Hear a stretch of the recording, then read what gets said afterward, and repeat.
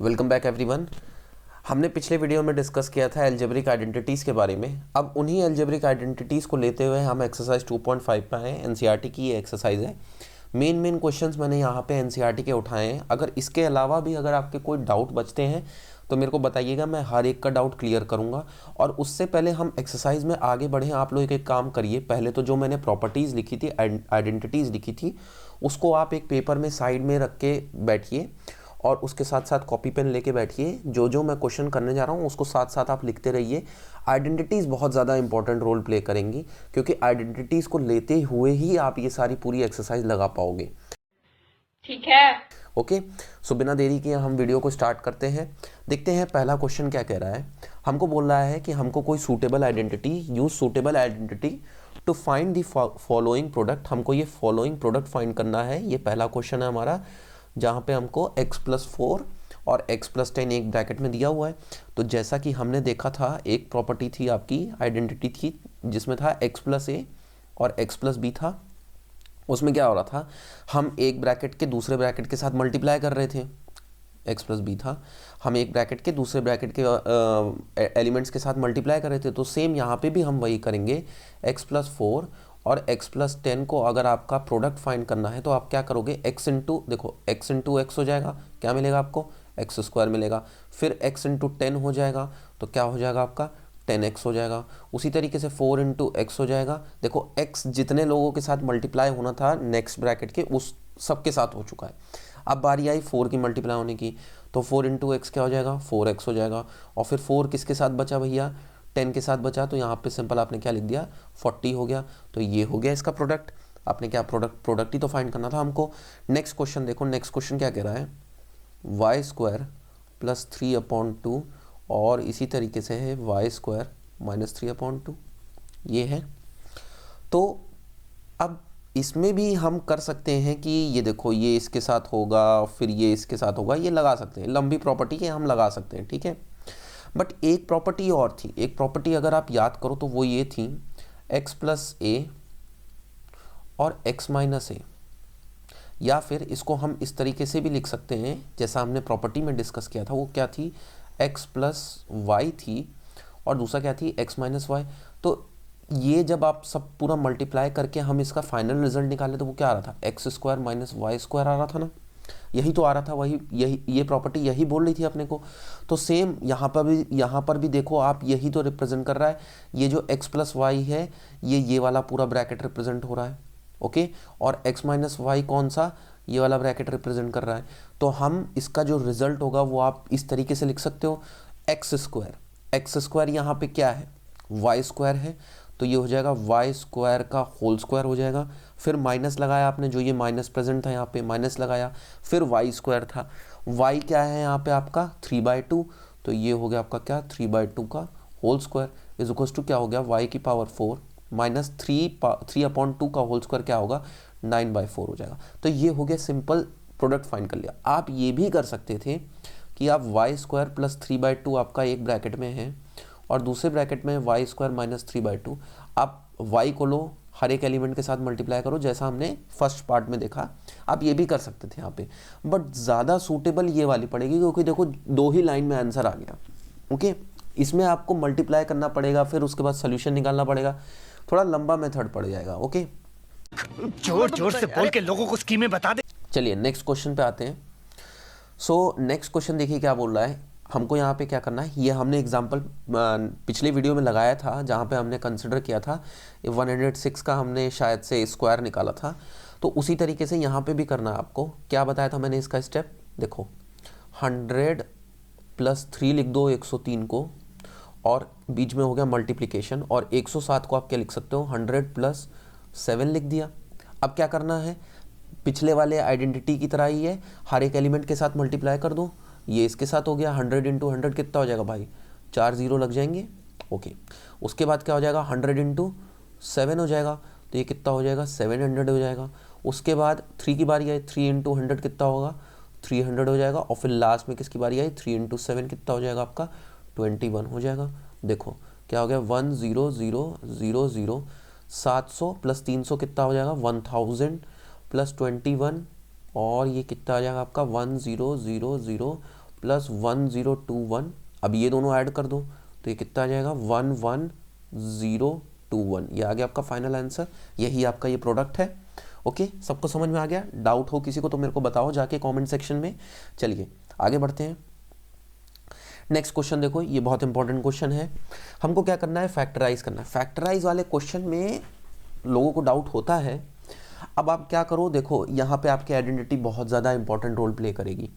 जितनी भी आइडेंटिटी हमने डिस्कस करी थी वो पहले तो आपके दिमाग में होनी चाहिए कि कौन सी आइडेंटिटी परफेक्ट सूटेबल आइडेंटिटी यहाँ पे लगेगी। ओके, तो देखो ये क्या है आपका पहला क्वेश्चन। देखो पहला क्वेश्चन आपको क्या कह रहा है, 9x² plus 6xy plus y²। अब मेरे को तो जैसे पता है कि क्या हो सकता है यहाँ पे। देखो हमारी सबसे पहली आइडेंटिटी किससे स्टार्ट थी, x प्लस वाई का होल स्क्वायर था। ये क्या था आपका x² plus y² plus 2xy था, यही तो होता है ना। अब इसको मैच करवाओ, ये क्वेश्चन के साथ इसको मैच करवा के देखो। x², हाँ x² है यहाँ पे 9x², उसके बाद y² भी प्रेजेंट है आपका। 2xy आपका यहाँ किसके फॉर्म में दिया है, 6xy के फॉर्म में दिया है ना, ये है।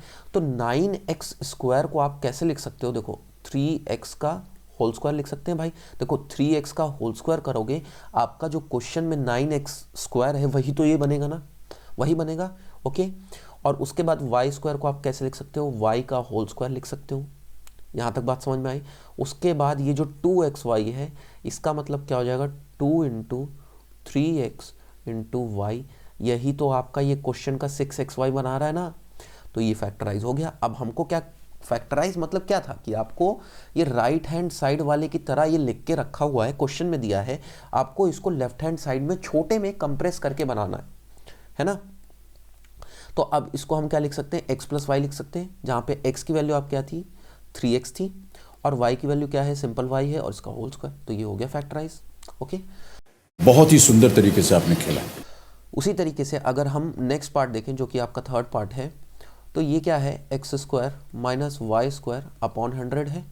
अब देखो अभी हमने लास्ट क्वेश्चन में डिस्कस किया था एक property x² minus y² discuss किया था, जिसमें आपका क्या था, x प्लस वाई था और x माइनस वाई था, यही तो था।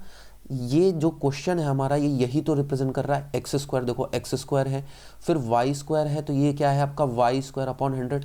तो इसको आप किस तरीके से लिख सकते हो, देखो x क्या हो गया आपका, सिंपल x हो गया, y क्या हो गया आपका y अपॉन 10 हो गया ना। देखो आप 10 का होल स्क्वायर करोगे आपको क्या मिलेगा, 100 ही मिलेगा। ओके, उसी तरीके से नेक्स्ट ब्रैकेट में क्या हो जाएगा, x माइनस वाई अपॉन 10 हो जाएगा, हो गया फैक्टराइज। भाई समझ में आ गया किस तरीके से मैंने ये क्वेश्चन सॉल्व किया। नेक्स्ट पार्ट, इसमें एक और पार्ट बचता है वो आप लगाओ, अगर उसके अलावा डाउट बचता है कोई तो मेरे को ज़रूर बताना। चलिए आगे बढ़ते हैं। नेक्स्ट क्वेश्चन देखिए, factorise each of the following.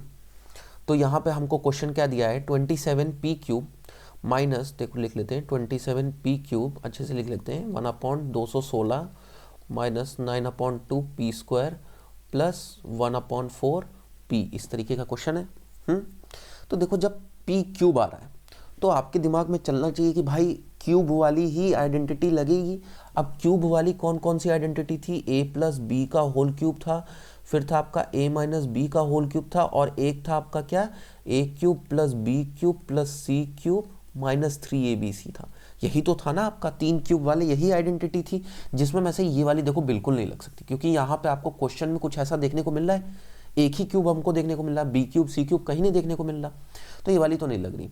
अब इसमें क्या आता था, माइनस आता था, हाँ यहाँ माइनस आ रहा है, यहाँ क्वेश्चन में आप देख सकते हो कि माइनस आपको देखने को मिल रहा है। तो ये क्या होता था, a³ minus b³ minus 3ab और नेक्स्ट ब्रैकेट में क्या था, a माइनस बी, इस तरीके की ये प्रॉपर्टी थी। अब इसको मैच कराओ, देखो मैच हो रहा है, तो a³ क्या हो जाएगा, 3p का होल क्यूब में लिख सकता हूँ ना भाई, और यहाँ पे आप माइनस लगा दो जैसा कि आपके आइडेंटिटी में था, माइनस 1/216 होता है आपका 6 का क्यूब, तो ये मैंने लगा दिया 6 का क्यूब। ओके, अगर आप इसको और अच्छे तरीके से सॉल्व करो तो ये हो जाएगा a³ माइनस b³, ये 3ab को मैं दोनों के साथ मल्टीप्लाई करवा सकता हूँ, तो ये क्या हो जाएगा माइनस 3ab और फिर क्या हो जाएगा प्लस 3ab का होल स्क्वायर हो जाएगा, इस तरीके से हो जाएगा। माइनस आपने लिखा, माइनस बी क्यूब लिखा आपने, उसके बाद -3 इंटू ए क्या हो गया आपका 3p हो गया यहाँ पे, और उसका होल स्क्वायर होगा, यहाँ मैंने होल स्क्वायर नहीं लिखा, तो यहाँ हो जाएगा आपका होल स्क्वायर हो जाएगा, और b क्या है आपका 1/6, इस तरीके से है 1/6।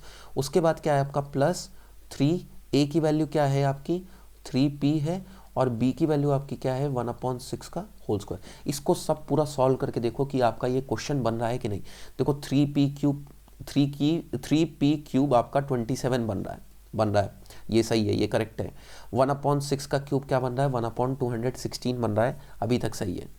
ओके, फिर ये माइनस माइनस मैच कर रहा है, 3 3 9, और यहाँ क्या हो जाएगा देखो, अगर इसको अच्छे से लिखें 3 इंटू 9 इंटू 1/6 होगा, ये कट जाएगा तो कितना आएगा 9/2p²। देखो 9/2p² ये मिल रहा है, और माइनस साइन पहले से था। उसके बाद देखो क्या है नेक्स्ट, प्लस 3 3 9, इसको ऐसे लिख लो 3 इंटू 3p इंटू 1/6, ये कट जाएगा, कितना आएगा 3/2 आएगा। ओ सॉरी, यहाँ पे 1/6 है, तो ये कितना हो जाएगा 3 इंटू 3p इंटू 1/36।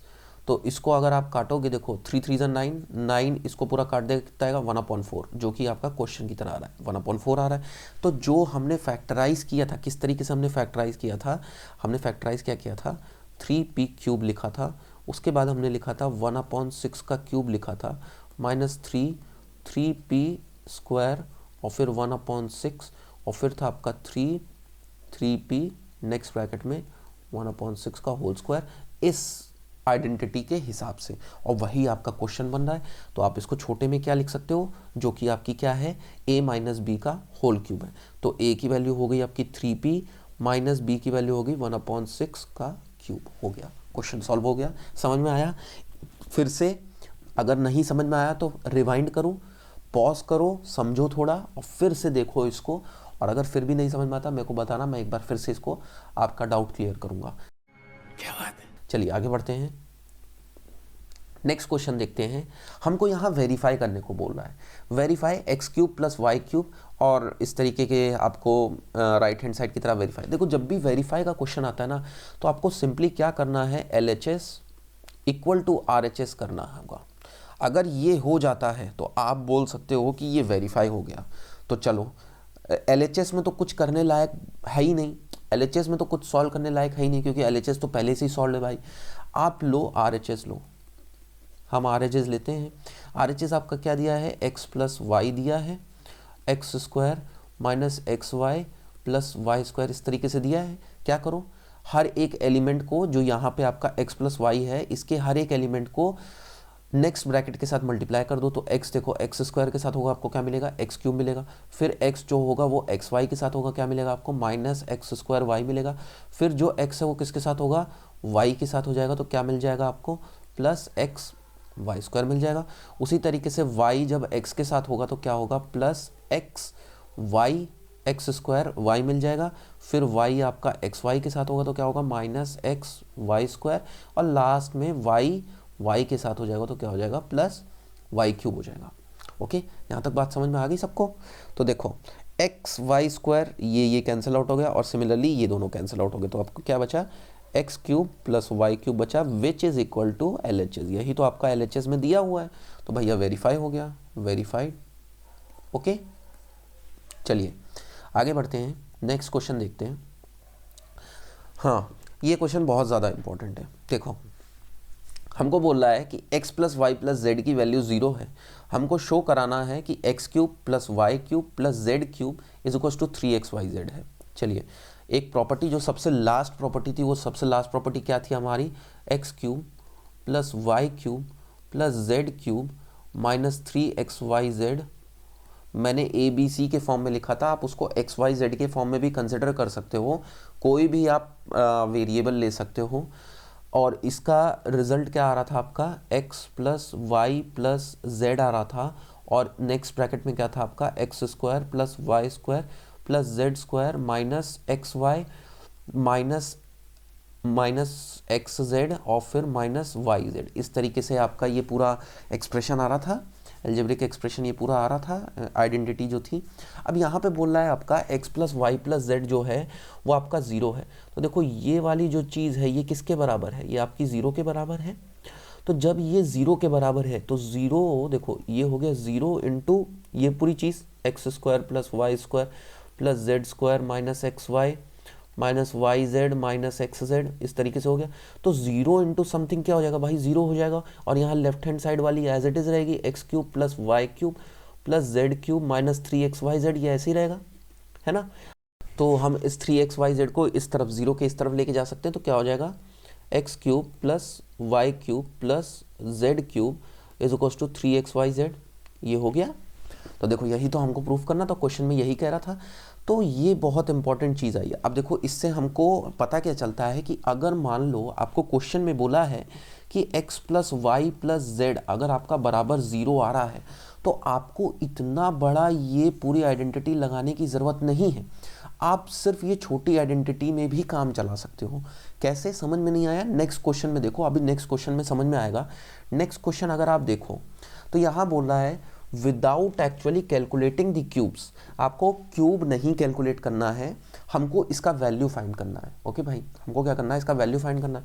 तो देखो ये हमको साफ साफ नजर आ रहा है ये किस तरीके का बन रहा है, x cube plus y cube plus z cube का बन रहा है, इसी तरीके का तो बन रहा है। और अभी हमने इसका फॉर्मूला ऊपर देखा, वो क्या होता है, x cube plus y cube plus z cube minus 3xyz आपका किसके बराबर होता था, x plus Y plus z, और नेक्स्ट ब्रैकेट में क्या आता है, x square plus Y square plus Z square minus x Y minus Y z और माइनस एक्स जेड, इस तरीके से पूरा आइडेंटिटी थी। बट यहाँ पे एक बात और थी कि अगर आपका ये चीज़ 0 हो जाता है तो आपका फॉर्मूला चेंज क्या हो जाता है, x cube plus y cube plus z cube is equal to 3xyz, यही तो होता है। तो अब हमको ये पूरा राइट हैंड साइड वाला पूरा कैलकुलेट करने की ज़रूरत नहीं है।